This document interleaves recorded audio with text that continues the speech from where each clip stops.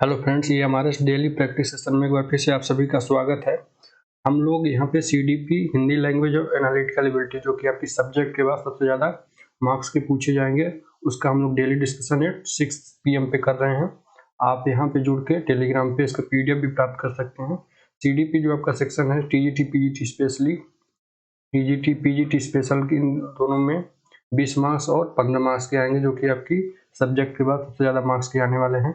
हम लोग यहाँ पे इसको कर रहे हैं। और एक सूचना आप सभी के लिए, जो EMRS में TGT साइंस दे रहे हैं उनके लिए डिटेल्स में ये सिलेबस है, आप लोग डाउनलोड कर लेना, जिससे कि आप लोग कितना क्या पढ़ना है उसके बारे में जान सकोगे।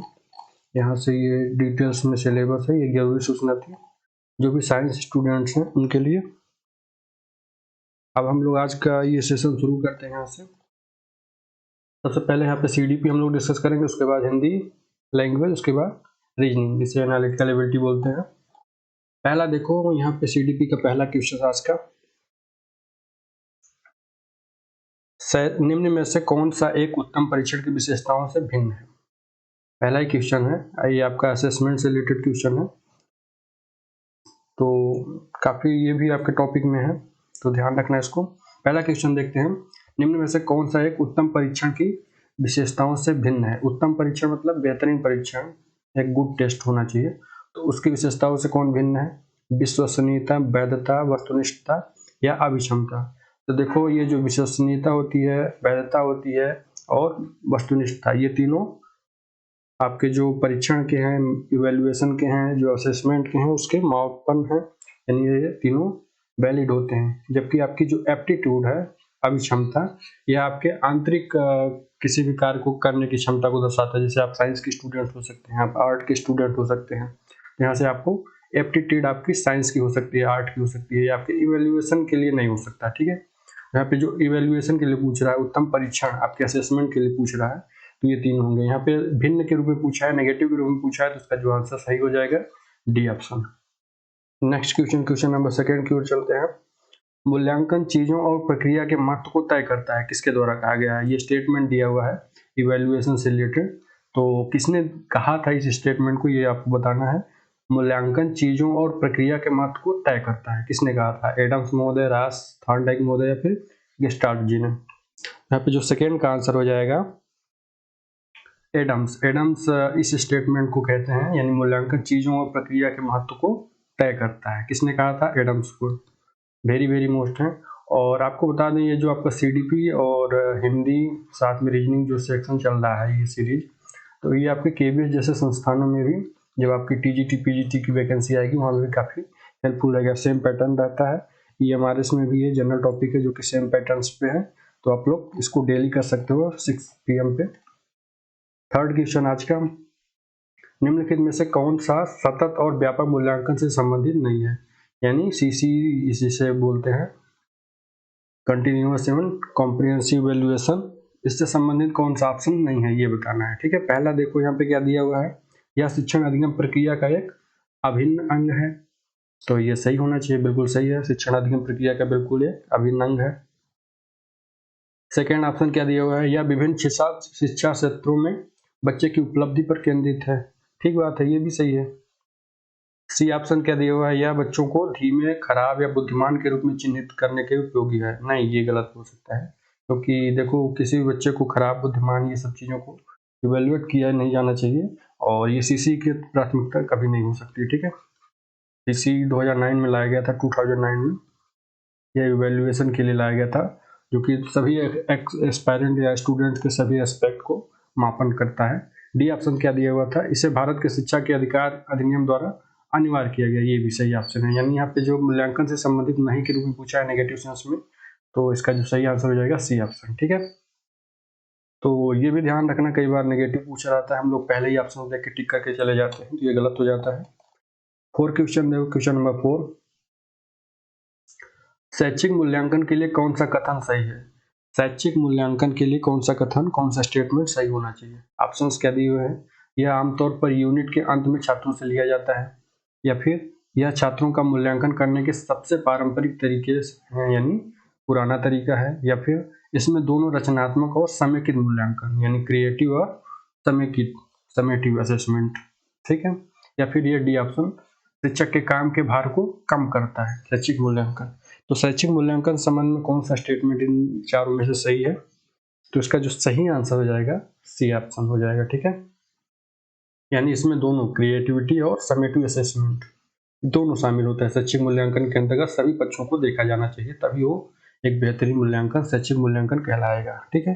डी ऑप्शन इसका सही होगा, ठीक है। आप सभी को अगर टेलीग्राम पे इसके पीडीएफ को चाहिए तो टेलीग्राम पे जुड़ सकते हो। ओके शिवम नाम से सर्च करोगे टेलीग्राम में जाकर के, वहाँ आपको मिल जाएगा। अगर आप लोग इस चैनल पर नए सब्सक्राइब जरूर कर लीजिएगा इस प्रकार के टेली सेशन के लिए। क्वेश्चन नंबर 5 देखो, किसी मानक के प्रति छात्र के उपलब्धि स्तर को श्रेणीबद्ध करने हेतु शिक्षण अधिगम की प्रक्रिया के अंत में मूल्यांकन की जानकारी को देखना डॉट डॉट के रूप में जाना जाएगा। किस रूप में उसे जाना जा सकता है मूल्यांकन को, ठीक है। तो अधिगम का आकलन के रूप में, अधिगम के लिए आकलन के रूप में, या फिर सारांशित आकलन, यानी में से कोई नहीं। तो देखो, जो किसी भी छात्र की उपलब्धि स्तर को श्रेणीबद्ध करने और शिक्षण अधिगम की प्रक्रिया के अंत में जो मूल्यांकन किया जाता है लास्ट में, तो उसे क्या बोलते हैं? अधिगम का आकलन, यानी assessment for learning of assessment, ठीक है, ये बोल सकते हो लर्निंग ऑफ असेसमेंट, ये बोल सकते हैं। इसका 5 का आंसर है यहाँ पे, सही आंसर हो जाएगा A option. Next question, question number 6 देखो, मूल्यांकन एक शिक्षक को कुछ निर्देशात्मक निर्णय लेने में सहायता करता है। जैसे जो आपका इवेल्युएशन है वह शिक्षक को कुछ निर्देशात्मक निर्णय लेने में सहायता करता है, हेल्प करता है। कैसे? सीखने के अनुभव के लिए छात्र किस सीमा तक तैयार है, इसमें सहायता कर सकता है। या बी ऑप्शन देखो, उन्हें प्रदान किए गए अधिगम अनुभवों की गति के साथ वे किस सीमा तक सहयोग कर सकते हैं। या फिर सी ऑप्शन, छात्रों को व्यक्तिगत रूप से कैसे पढ़ाया जाए, या फिर छात्रों को सीखने की जो समस्याएं क्या है इसके रूप में एक शिक्षक को मूल्यांकन के दौरान सहायता करता है। तो इसका जो क्वेश्चन नंबर 6 का सही आंसर क्या होगा? तो इसका जो सही आंसर हो जाएगा, देखो ये भी सही है आपका ए ऑप्शन, यानी ये सीखने के अनुभव के लिए छात्र किस सीमा तक तैयार है, प्रिपेयर है, उसमें भी छात्र शिक्षक की हेल्प करेगा, ठीक है।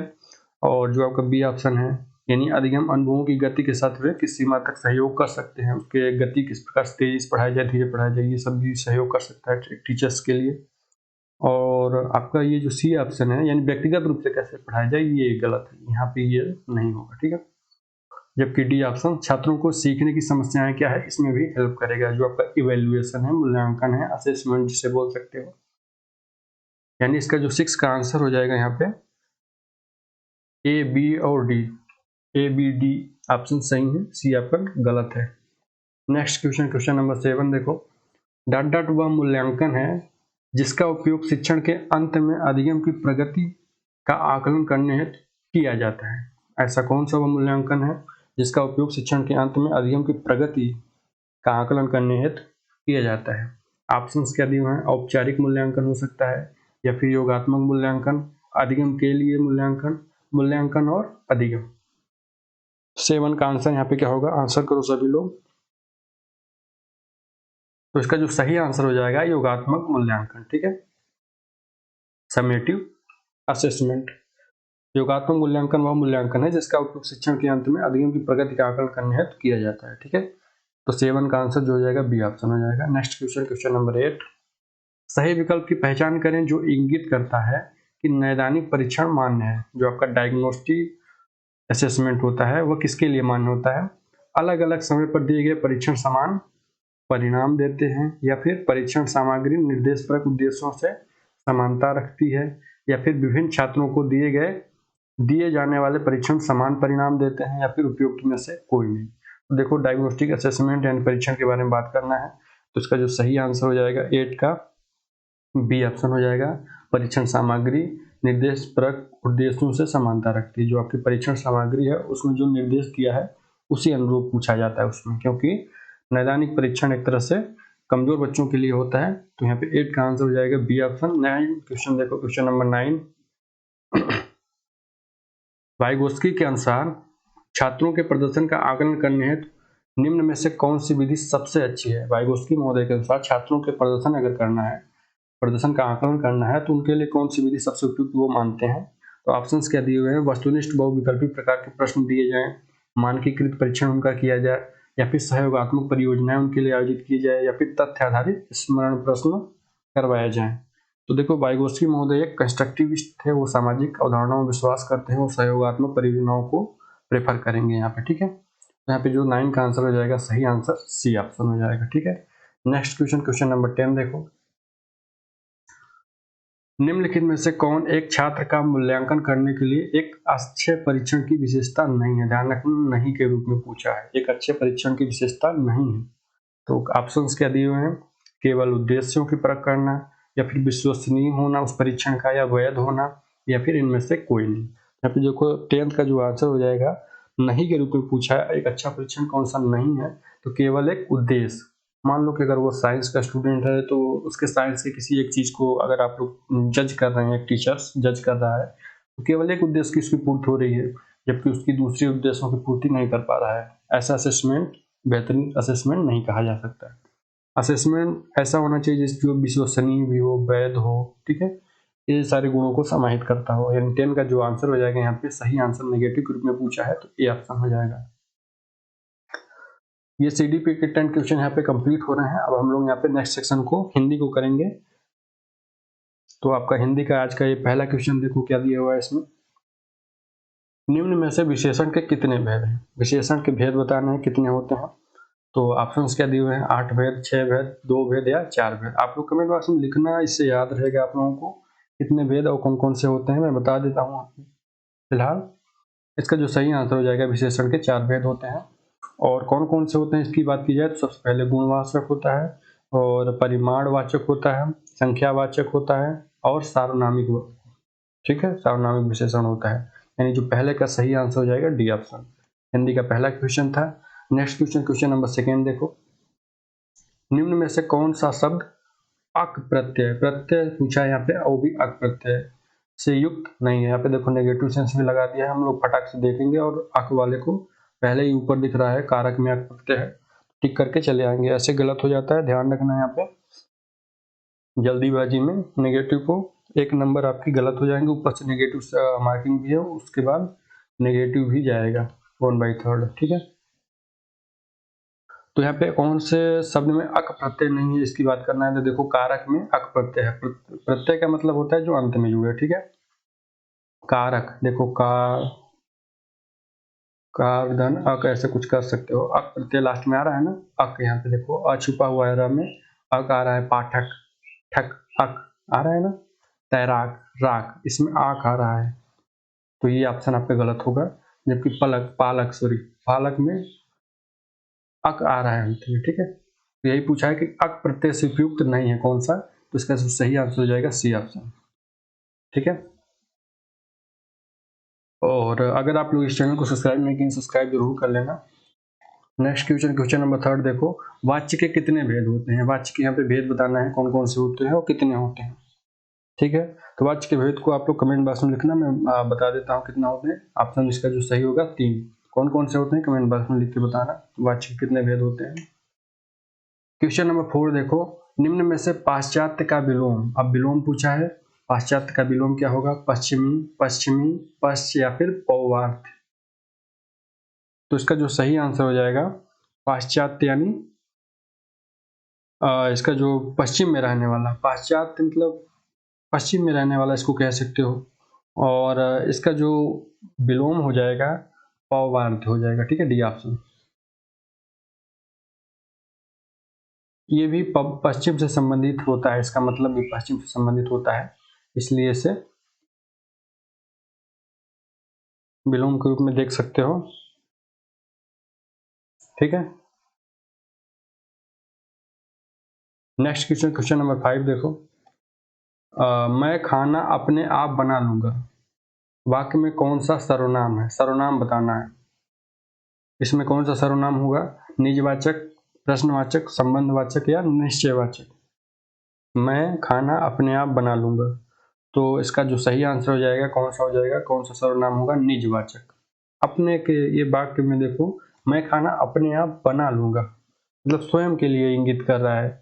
और स्वयं के इंगित करने के लिए जैसे आप हो गया, स्वयं हो गया, खुद हो गया, स्वतः हो गया, ये शब्द अगर लगा है यहाँ पे कंजक्शन या संयोजक के रूप में, तो वहाँ पे निजवाचक सर्वनाम होगा। ठीक है। नेक्स्ट क्वेश्चन नंबर 6 देखो, उसे इधर आना है। दिए गए वाक्य में क्रिया विशेषण शब्द क्या है? उसे इधर आना है, जो आपका स्टेटमेंट है, इसमें क्रिया विशेषण की बात करना है। क्रिया विशेषण कौन सा शब्द है? इधर है, या फिर आना है, या फिर उसे इधर। तो देखो क्रिया विशेषण यहाँ पे जो हो जाएगा, सही आंसर इधर हो जाएगा। ठीक है। और इधर शब्द में स्थानवाचक क्रिया विशेषण है। स्थानवाचक क्रिया विशेषण में प्राय ये शब्द प्रयुक्त हो सकते हैं, जैसे कि वहां, यहाँ, इधर, उधर, किधर, दाएं, ये सब। ठीक है। तो ये आपका इधर क्रिया विशेषण हो जाएगा। क्वेश्चन नंबर 7 देखो, नीलकंठ शब्द किस वर्ग का होता है? ठीक है। यौगिक के अंतर्गत आएगा, योग रूढ़ के या रूढ़ के अंतर्गत आएगा? तो इसका जो सही आंसर हो जाएगा बी ऑप्शन, योग रूढ़ के अंतर्गत आएगा। योग रूढ़ का मतलब क्या होता है कि ऐसा शब्द जो कि जो शब्द लिखा है उसका स्वयं का अर्थ ना होकर कोई दूसरा अर्थ होता है। जैसे नीलकंठ, यहाँ पे इसका नीलकंठ में आप लोग क्या समझते हैं? नीलकंठ मतलब, नीलकंठ में मतलब कि भगवान शिव को इसके रूप में जाना जाता है, नीलकंठ के रूप में। ठीक है। तो नीलकंठ से हम लोग क्या समझते हैं? शंकर को। योगरूढ़ का मतलब होता है कि आप उस शब्द का अर्थ न जान के कोई दूसरा मीनिंग निकले। ठीक है। तो उसे योगरूढ़ बोला जाता है। नेक्स्ट क्वेश्चन नंबर 8 देखो, क्या शब्द में कौन सा सर्वनाम है? क्या शब्द में सर्वनाम बताना है? निश्चयवाचक, पुरुषवाचक, प्रश्नवाचक या निजवाचक? तो देखो क्या जहाँ पे लग जाएगा वहां पे क्या होता है? प्रश्नवाचक, यानी क्वेश्चन पूछा जा रहा है, कोई भी हो सकता है। क्या खाना खाया, ये आपका मान लीजिए शब्द हुआ, तो यहाँ पे ये क्वेश्चनवाचक है, प्रश्नवाचक है। ठीक है। क्वेश्चन नंबर 9 की ओर चलते हैं। सर्वनाम के कितने भेद होते हैं? यहाँ पे बताना है सर्वनाम के कितने भेद होते हैं। तो इसका जो सही आंसर हो जाएगा 6 भेद होते हैं। कौन कौन से होते हैं? पुरुषवाचक, निश्चयवाचक, अनिश्चयवाचक, प्रश्नवाचक और निजवाचक, सहसंबंधवाचक। ये 6 प्रकार के आपके सर्वनाम होते हैं। क्वेश्चन नंबर 10 देखो, निम्न में से संज्ञा का प्रकार नहीं है। संज्ञा का कौन सा प्रकार नहीं है? तो क्या व्यक्तिवाचक संज्ञा होती है, जातिवाचक होती है, देशवाचक, ऐसे कोई संज्ञा नहीं होती, जबकि भाववाचक आपकी संज्ञा होती है। ठीक है। तो इसका जो सही आंसर हो जाएगा सी ऑप्शन। नहीं के रूप में पूछा है तो कौन सा हो जाएगा? सी ऑप्शन, देशवाचक कोई संज्ञा नहीं होती है। ठीक है। हिंदी सेक्शन कंप्लीट हुआ यहाँ पे हम लोग। अब यहाँ पे नेक्स्ट सेक्शन जो कि आपका एनालिटिकल एबिलिटी 15 मार्क्स के आएंगे, टीजीटी पीजीटी में स्पेशली, उसको करते हैं। देखो एनालिटिकल एबिलिटी यानी रीजनिंग का पहला क्वेश्चन का दिया हुआ है। रीजनिंग को इसमें भी बहुत हार्ड क्वेश्चन नहीं आएंगे, काफ़ी आसान होते हैं, और थोड़ा सा इसमें सेंस लगाना होता है क्या कैसे सीक्वेंस बन रहा है। तो देखो d बराबर 4 दिया है और इट बराबर 26, तो मैन बराबर हमको फाइंड करना है। तो इसको कैसे देख सकते हैं? देखो हम लोगों को सबसे पहले एक रीजनिंग करने के दौरान ये याद रखना चाहिए, ABCD या तो ऐसे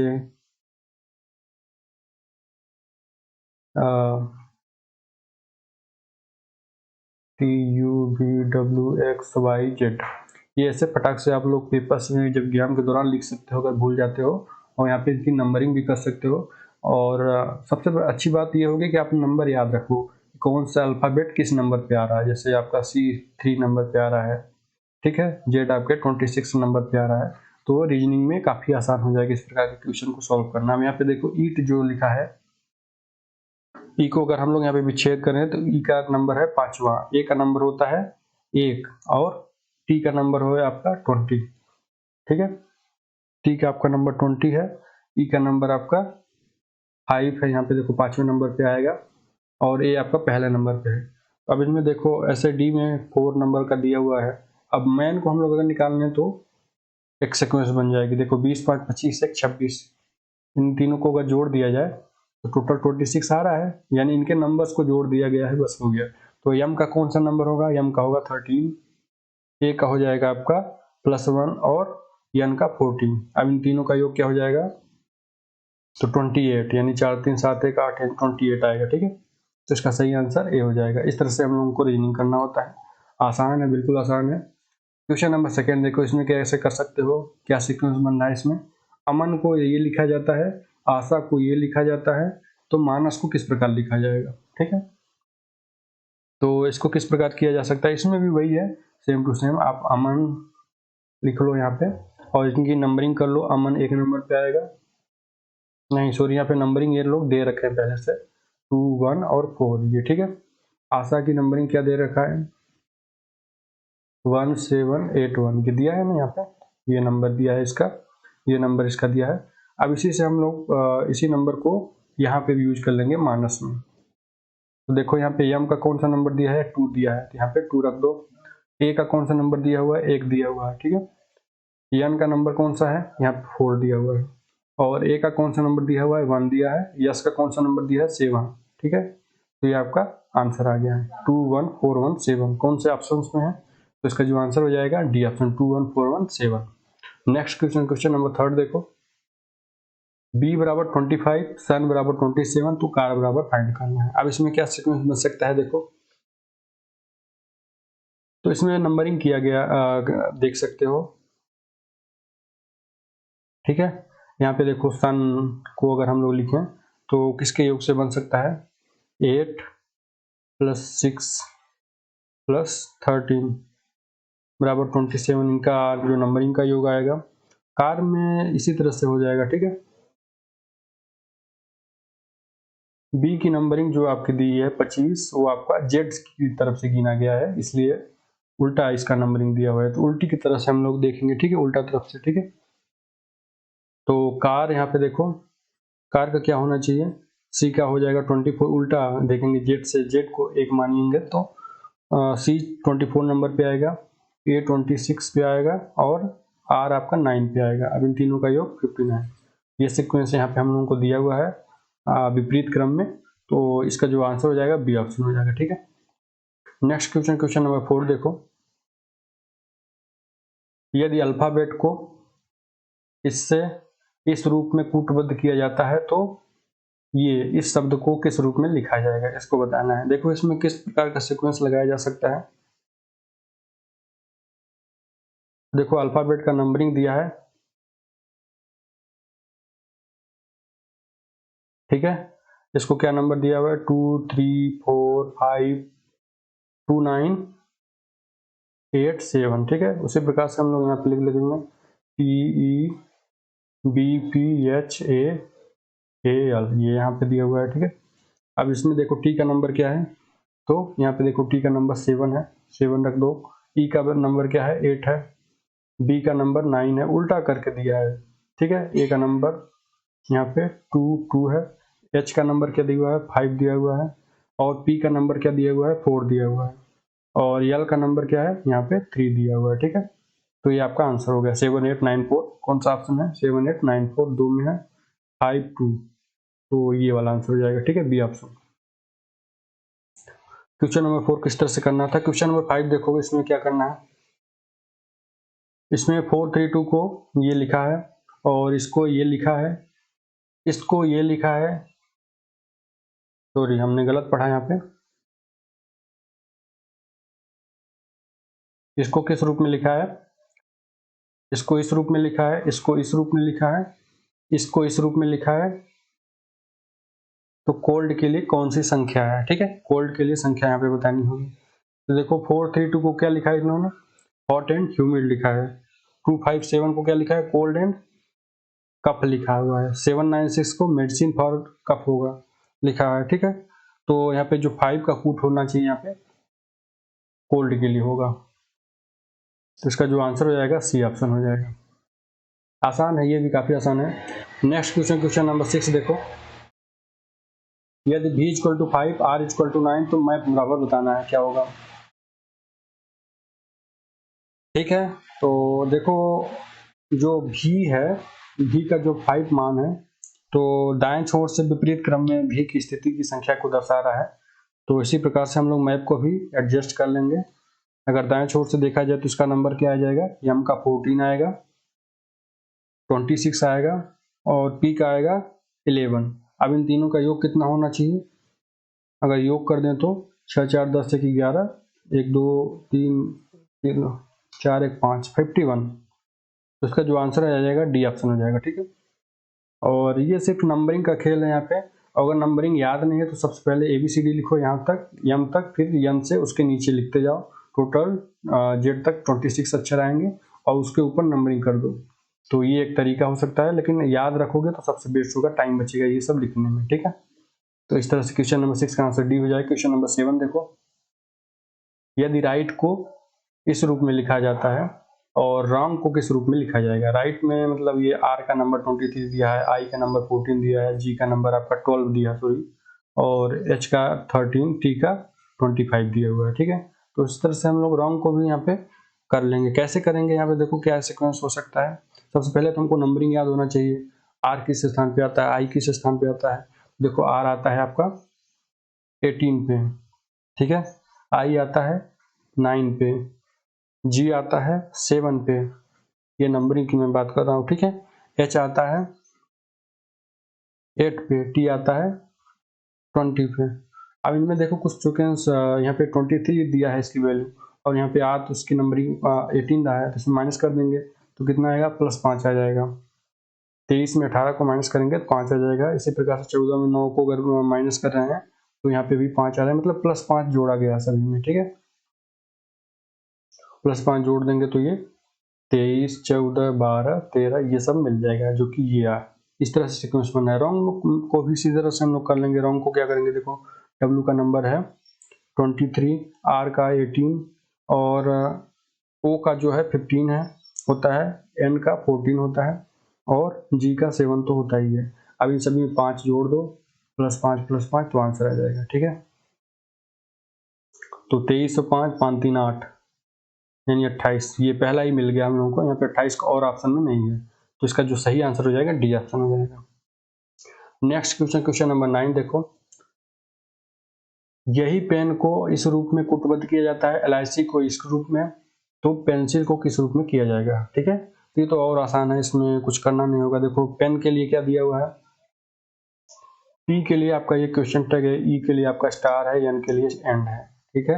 L के लिए आपका ये है, I के लिए आपका ये फैक्टोरियल है, और C के लिए @ है।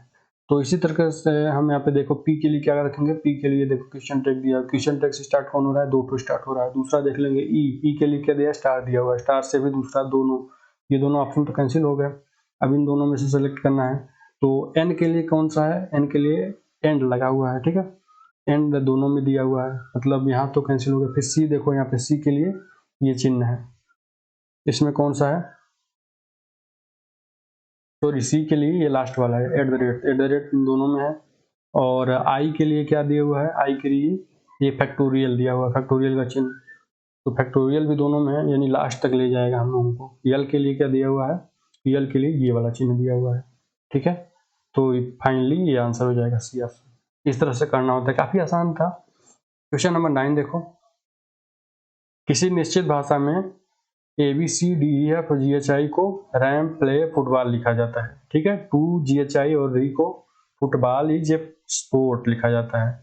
इसी प्रकार से री पार्ट थ्रो को स्पोर्ट इंक्लूड क्रिकेट लिखा जाता है। तो इज के लिए कौन सा कूट होगा, अब इसमें से इज के लिए कौन सा कूट यहाँ पे निकलना चाहिए इनमें से, ठीक है। तो इसका जो आंसर हो जाएगा 2 ऑप्शन हो जाएगा, ठीक है, ए ऑप्शन हो जाएगा, 2 निकलेगा। ईच के लिए जो यहाँ पे कॉम्बिनेशन निकलेगा तो 2 निकलेगा ये, ठीक है।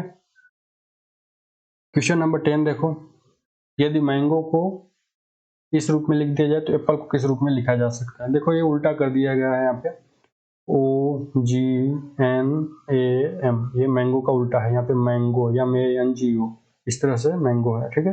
एप्पल को भी उल्टा कर देंगे, ELPPA, तो ये आंसर हो जाएगा।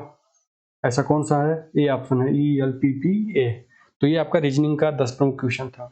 आई होप आप सभी को ये सेशन पसंद आ रहे हों और आप लोग डेली देख रहे हों, और इस पेंडेमिक में आप लोग सभी लोग स्वस्थ रहें, सुरक्षित रहें, और ये MRS की जम के तैयारी करते रहें। आप लोग देखते रहें, हमारे टेलीग्राम से भी जुड़ सकते हो। आज का सेशन यहीं पे समाप्त करते हैं।